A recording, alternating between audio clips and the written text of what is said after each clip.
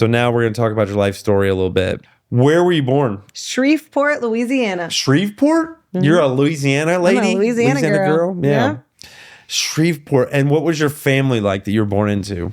You know, I always tell people I had a partridge in a pear tree kind of Swiss Family Robinson family, and I mean it's just like I had a great growing up life, and I mean I did. It was just like how many kids in the family? How many kids? Two. I have one older sister. 2 kids, 2 daughters, 2 girls, a mom and a dad. My mom's a pastor, retired at this point. My dad owned a small business, and he's also a musician. And your mom was in the religion business. Yeah. So did you get in a lot of trouble? No, yeah, for being a PK.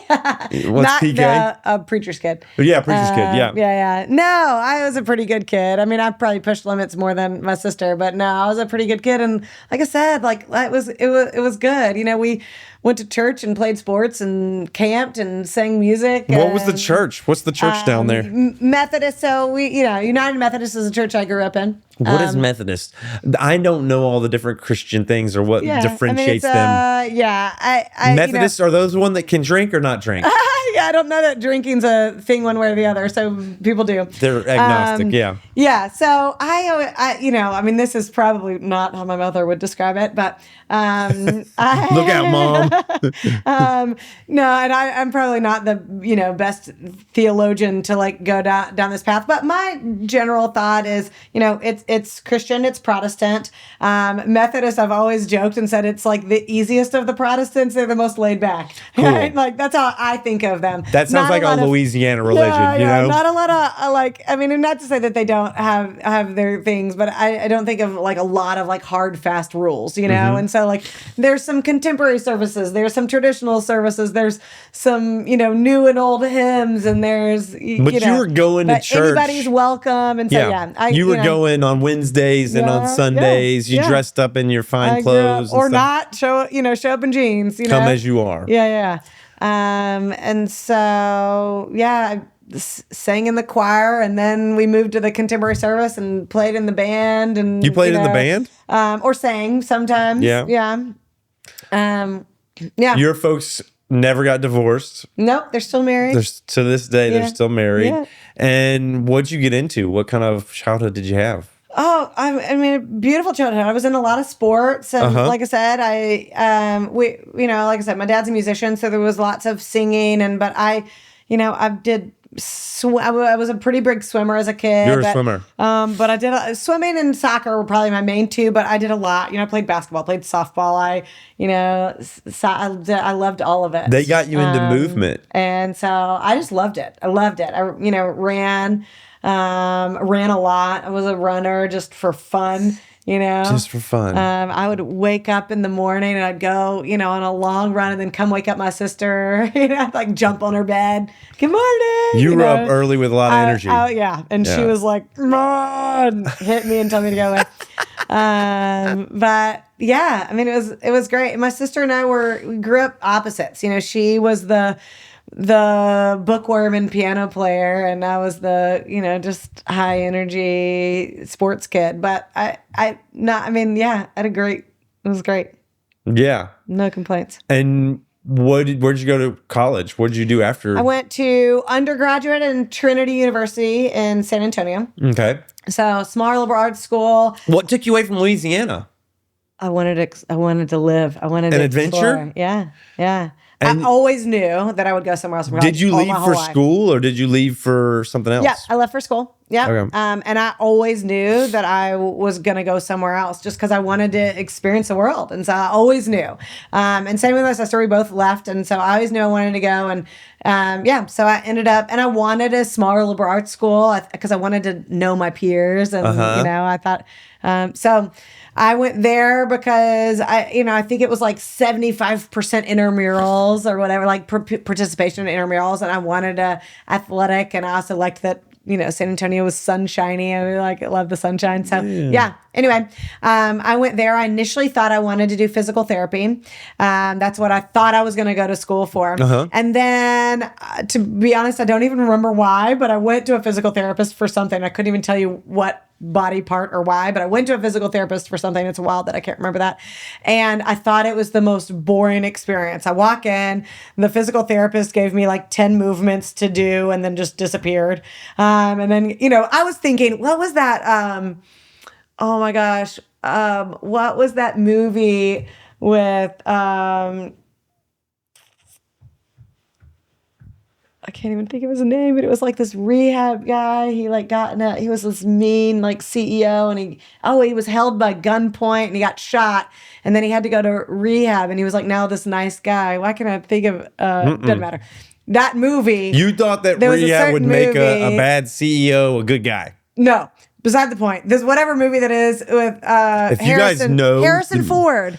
The Fugitive. No, I think it was Harrison Ford. If you guys know what movie Ashley's talking about, I'm going to let her churn on this for about one more minute. No, it doesn't matter. Long story short, he had to go to physical therapy, and you always see these that's movies. That's why you and wanted the to be PT? physical therapist was just so cool. Yeah, that's what I wanted to do. Yeah. Anyway, and it was also in the movement world. And anyway, I went to one for something, whatever it was. It was the most boring experience. And even the guy told me, he's like, I just mostly like push paper. And I was like, well, that sounds terrible. So I was like, scratch that. So long story short, I got a business degree. Business marketing was my degree. Yeah. So that was undergraduate. But I will say, I was a little bit of a wild child freshman No way. year. You were wild? This is where the PK came out. Oh, my God. Before we get into the wild one, I want to do a flash round of questions. Okay. What was your first job? First job was lifeguarding. You were a lifeguard. Mm-hmm. You were helping people at a pool. What was your first? Probably babysitting before that, but like job was lifeguarding. Oh, you sat first, but the first time you had like a W-2, it was lifeguarding. Mm-hmm. You did all that babysitting under the table. Your first concert? It was like a Christian concert, Grace. I can't remember. Your first like popular culture concert? Dave Matthews. You saw Dave Matthews. I was a big Dave Matthews fan. You were? Yeah, I've seen him lots, but especially high school, I probably saw him 10 times. Yeah. I like Dave Matthews. Yeah. He's a good guitar player and a great band. That sax player. Yeah. Oh, yeah. Yeah. He woke up in the morning. Yeah. That's what you did. You woke up in the morning. That's right. And what were you saying? Oh, I don't know. Oh, I was just saying that I think, like I said, like especially my mom being a pastor, I think like my first like one as a young kid was some like Christian band that I couldn't tell you, but yeah, like Dave Matthews was your first like your choice like popular band. Yeah. That is awesome. That's a good one. What is your earliest memory? Earliest human memory. Yeah.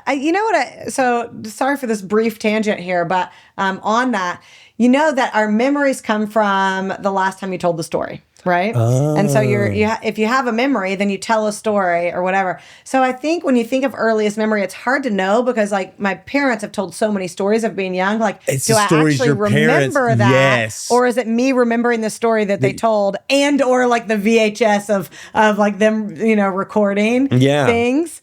That makes sense. But I would say, just like off cuff, I would say it's just like sitting at Christmas at grandma's house. It was such an experience of like all the family, like cousins and grandparents. And that's what I, that's like what I think of. A big holiday event. Or like climbing a tree. Camping's another one. We camped a lot as kids, like lots and lots. Like just like the four of us, sometimes with other families, but like tons. You camped a lot? Camped a lot, like hiking, tent camping, and then to pop-up camping. But we camped a lot. Yeah. Really? Yeah. You love that? Love it. Still. Yeah, absolutely. That does sound fun. Yeah. Okay. Another question. Did you get in trouble when you were a kid and when or what were you doing? Sure. Yeah. I did. I think mostly, my sister has said she was the angel of the family. So she didn't break the rules very often. And so she didn't pave any way for me. Yeah. And so if I wanted to stay out late or whatever. You sneak out? I didn't sneak out, but I might fib about where I was going. So I'm like, I'm spending the night at Emily's house and I might go to like a party with guys and girls or something. something. girls? And then, oh no. And then, I might still spend the night at Emily's house or not. I don't know, so. And you get caught? But I got caught in a lie, like saying that I spent the night at somebody's house. And what happened was I said I was spending the night at somebody's house, and my mom ran into her mom at the grocery store like the Monday after or something. Ooh, busted. And it's, relatively small town at the time. And she's like, oh, thank you so much for letting Ashley spend the night. And she's like, Ashley didn't spend the night. And so then, and I was not a big liar. I wasn't. I was a pretty good kid. But every now and then, I wanted to have some fun. And I had a lot of friends who had really easygoing parents or parents that didn't care, which, of course, at the time I thought was cool. Yeah. And I was like, I want those parents. And my parents were like they're really good parents. They were and are. They cared about you and wanted you to be safe. Wanted me to be safe. But at the time, I felt suffocated. Yeah, of course. I mean, not fully, but I want to go out. Let me party. Let me experiment. Let me get wild. Let me get crazy and stay up late and whatever. So my sister never had a curfew. I had a curfew because I always pushed those limits. Yeah. But this particular time, then I got confronted with it. And I lied again. Oh, we just didn't see her, whatever. Which is a terrible idea to dig a hole. Oh, you digging holes. And then, and so, but like I said, I was a pretty good kid. And so then, but me lying and then lying on top of that and getting caught in it. What'd you get? What was the punishment? The funny thing is that I don't remember I'm sure I was like grounded or like got my car taken away or something. But what I remember was my parents telling me that I'd lost their trust. And that was the most impactful. And that was heavy for me, which is funny because I feel like, I don't know if my kids would care if I said that. I mean, I hope they would. But I remember that being a really big deal. Like them saying, like, I don't know if we can trust anything that comes out of your mouth. And that was heavy. That is heavy. Yeah. Trust is important. Yeah. Did you get spanked ever? No, like once or twice. I remember my mom spanked me once, and I was a terrible kid and looked at her and said, "You promised you'd never hit me." Oh my God. It made her feel really bad. But no, that, and honestly, they didn't have to. I feel like my sister and I both, I think about this with my kids a lot because especially my dad, he could say, jump, and I'd say, how high or whatever, go to your room. Yes, sir. And that was not a big question for the most part. I listened to my parents and so I don't know. It's so interesting. I feel like this day and age, there's so much more pushback of, I don't know, just from kids in general. It's just like, let me be myself. Yeah.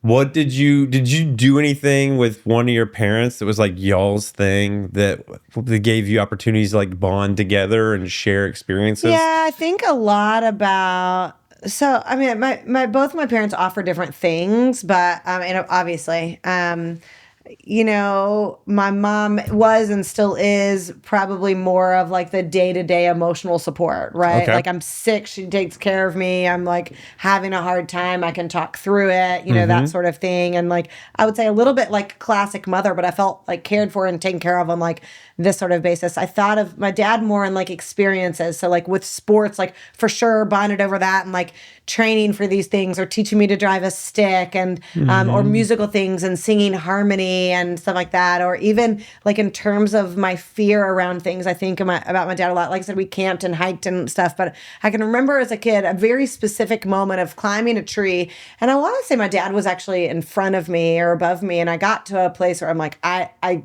can't reach it. And I don't know if that was the exact experience, but I can't do this. Like that, I'm scared, I can't do it. And he was like, yeah, you can.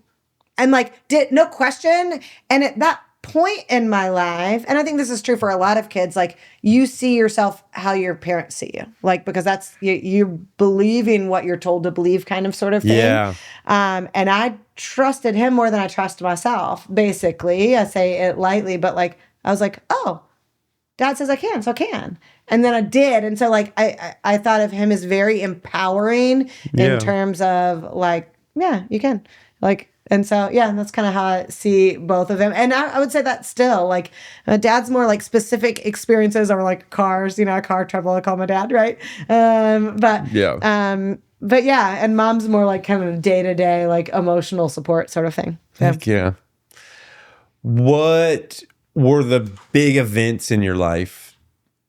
either like from your kind of childhood and then into your more adult life? Yeah. For first, like really, well, I'll give a few. My dad was in a really bad car accident when I was in second grade. Really? And that was really impactful. He was basically avoiding a wreck, but ended up getting in a wreck by avoiding another one. Yeah. And he went through a really hard time. He's, like I mentioned, as a musician, his seatbelt cut his vocal cords. Was he a singer? And yes, and is he healed from it, but that he fell into some depression and had to, his body had to recover. But that was really scary because he was in pretty bad shape right after. And so that was really impactful just in general, but also for wearing seatbelts, because if he had not been wearing a seatbelt, he probably wouldn't be alive. And so that for me was like you always wear your seatbelt. Seatbelts, yeah. And then I was in a really bad car wreck when I was 15. I was not driving. I was in a passenger seat, and it was raining, and the girl who was driving hydroplaned and went airborne over the median. We hit a light pole. Ooh. The light pole came in my side of the door and ended up 4 inches from the console. What? And we knocked down the light pole, and then we ended up in the opposite lane of traffic and got hit head on by another car. Oh my God. And so super bad car wreck. I actually was sitting just like this in the seat, and it crushed my left foot because that light pole came in here, and they said if I'd had my legs down, I would have lost my legs. Oh my God. Which is also like crazy. And then my head flew into her arm. I keep hitting this, I'm sorry. And snapped her humerus in half. My head did. So my head split open, her humerus split, it collapsed her lung. Oh my God. So anyway, all that said, I was out of school for a while. It took you a while to recover from that. Oh yeah. It was very, very impactful. And also just also for like my parents' support through that, but I was a soccer player. I had to have surgery on my foot. You couldn't play sports for a while. I was on crutches for a while. I was on a boot for a while. But also it was super, it was just like my body, it was a lot on my body. So that was really impactful. Yeah. And then college in general, because I had to like explore my freedom and find myself, and not that, I went a little crazy. That actually kind of lends a little bit to my story in general, because I loved it. I loved meeting new people and new experience and living different place and the freedom. And so, I pushed that limit, mostly in terms of just alcohol, right? Just like going and having fun that way, but also probably in food some too. I don't think in any like mass respect, but like, I was drinking more and eating like new foods and whatever. Queso. Yeah. And so I gained that classic freshman 15 or 20 or whatever it was. And then I moved to Spain, fall of junior year. I went and studied abroad. Oh, wow.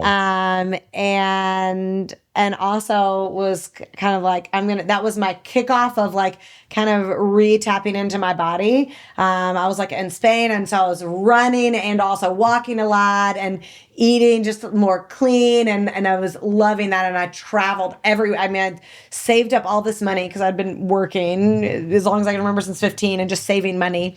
And I was like, if I spend every dime I have, I don't care, because I don't know if I'll have this sort of experience again. Where were you in Spain? And so Sevilla. Sevilla. So I was living in Sevilla, going to school in a fully Spanish-speaking university. You're getting your minor in Spanish class. or something? I didn't. I thought about it, but I didn't. I did my minor in communications. Anyway, you had this Spanish experience. But I went to business classes in Spanish and in Spain, and every weekend I traveled. I traveled to Ireland and France and Italy and everywhere. And so I went everywhere. But I got mugged the second day I was there. No way. And second day in Spain. And the funny thing by gunpoint or knife point or what? No. Or just they used a gruff voice? So they stole my purse. So I've never been a purse wearer. I've never carried one because I'm too ADD and I'll set it down somewhere. And so, but my mom had convinced me to wear one and across the body. And so I did. I had this purse across the body. I had my actually everything but my passport. I had all my traveler's checks. I had a switchblade. I don't know how I thought that was going to help. I had a phone. I had a digital camera. Your passport, cash, all and that. everything but my passport. Okay. Thankfully, the passport was back. I was living with some senora there, and thankfully it was somewhere there. So anyway, the second day we go out, we go to some bar late at night. It's probably like 1 o'clock in the morning or whatever, like late at night. And we're standing in these circle with these locals, like chatting. And I felt the weight of my purse disappear. Well, they cut it off of me. Well, I turn around and I was like in Spanish, like, where's my purse? Where's my purse? Well, there's this guy standing nose to nose to me, standing right behind me with this like Cheshire grin look on his face. Well, I see another guy hop on a moped with my purse in his hand and fly off. And I'm like, no. And I'm like, I don't have keys to the place I'm living. I don't have a phone to call anybody. It's the second day I'm there. I didn't have anybody's number anyway. I'm like, I had nobody to get in touch with. So I borrowed somebody else's phone and calling card at the time. This is back in the day. Yeah. And called my mom and woke her up. And I had left information with them, like of my like bank accounts and credit cards and whatever. Yeah. And I'm like, cancel it all. I'm screaming, whatever. And my mom is a saint. I mean, I was screaming and cussing, and I'm like, it's, late at night. I'd been drinking, and I was like super pissed and didn't know what to do.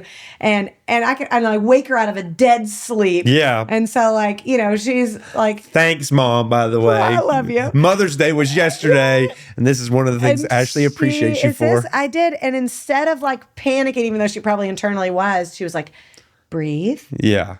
Are you safe? Are you bleeding? Do you need to go to the hospital? Yeah. And she's like, well, cancel the cards. Like, it'll be fine. It'll be fine. But what was really cool, anyway, and I ended up sleeping at somebody else's couch. So I got kicked out early the next morning because they were like, but anyway,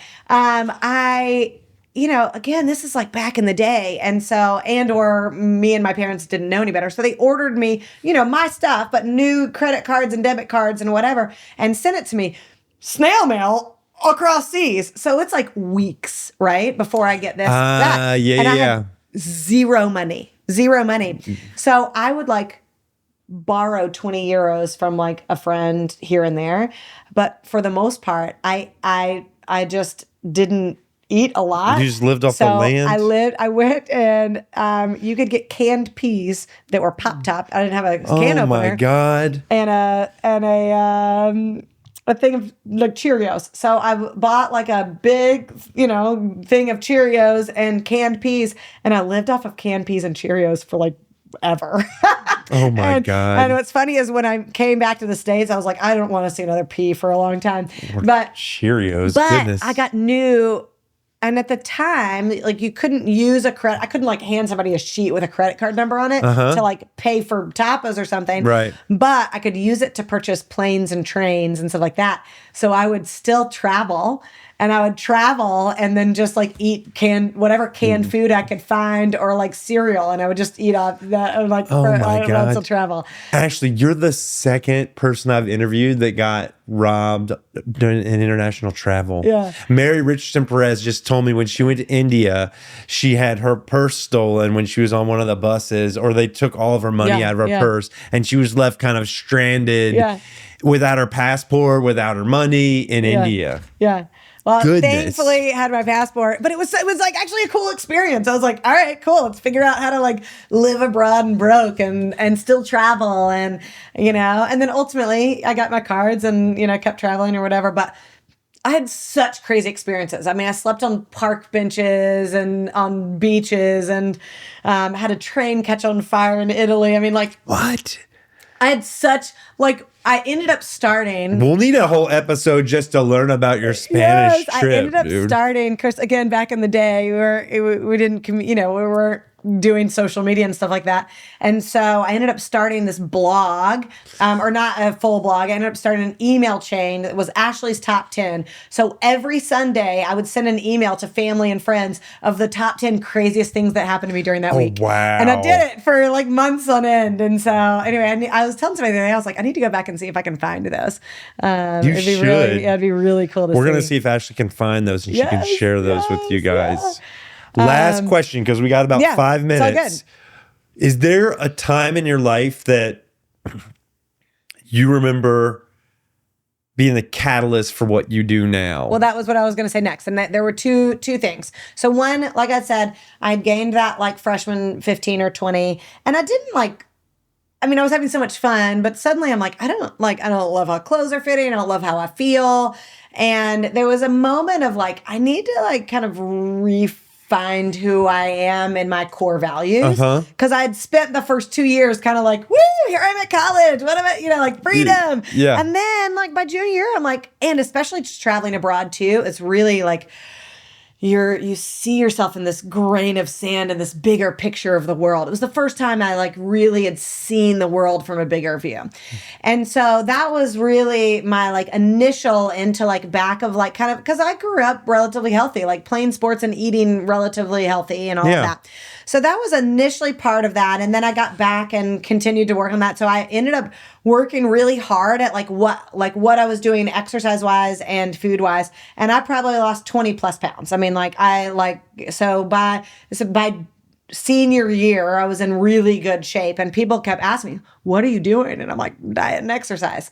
But it led me down this path of because even then it's more saturated now, but like, the market was still saturated with a lot of information. This was the time of like South Beach Diet and Atkins and stuff like that. Yeah. And I'm like, what is this right? Is this right? And so I got curious. So I started buying textbooks about nutrition and exercise just for my own benefit. This wasn't about anybody else, but it was for my own benefit. Well, then I graduated. I moved to Nashville. I'll skip over some of those details, but I started working for a marketing firm, which is another fun story about how I got that job. But I was working for this marketing firm because I was my degree was marketing. I basically just like hound them until they gave me a job. But as I started working for this marketing firm, and I'm not really a desk person, but at all. No. But I wanted to work in my field and whatever. Yeah. Well, long story short, one of my coworkers was a Titans cheerleader. So as a second job, really. Yeah. And you may or may not know, but professional cheerleading is a lot like modeling. So every year that they are a cheerleader, they have to weigh in at or below their previous season's weight. Oh, wow. Well, a lot of them are really in shape during season, and then they let themselves go in the off season. And this particular girl was like, and I don't remember, she'd been doing it for at least 3 years at that point, maybe more.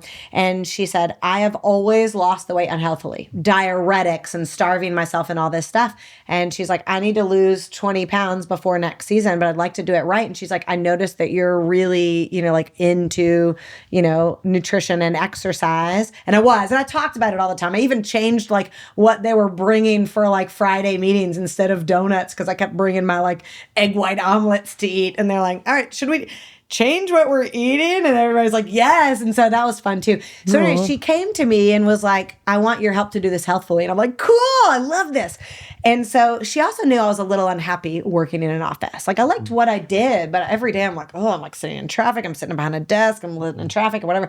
Anyway, so I wrote her a diet plan, and I'm talking like wrote her this like extensive exercise and nutrition, like what to do and what to not to do. This was your first client. It was my first client, but for free. And I walked in Monday morning. I put this like packet on her desk, and she looks at it and she looks at me and she goes, Ashley, why aren't you doing this for a living? There it is. And I was like, boom. And I'm like, wait, I can do this for a living? Yeah. And she's like, yes. And I literally, no kidding, I walked from from her office to my office, and I wrote a 2-week notice to my boss, and I researched master's programs, and I found a master's programs in nutrition and exercise, applied that day in the moment. No way. Put in my 2-week notice, left 2 weeks later, and became a personal trainer, and started working at the gym and personal trained while I was getting my master's in nutrition and exercise science. Dude, this is part 1 of Ashley's life story, because we're at time. Yeah, no, it's a good stop. I want to like know more about it. So the next time Ashley comes, we'll like continue,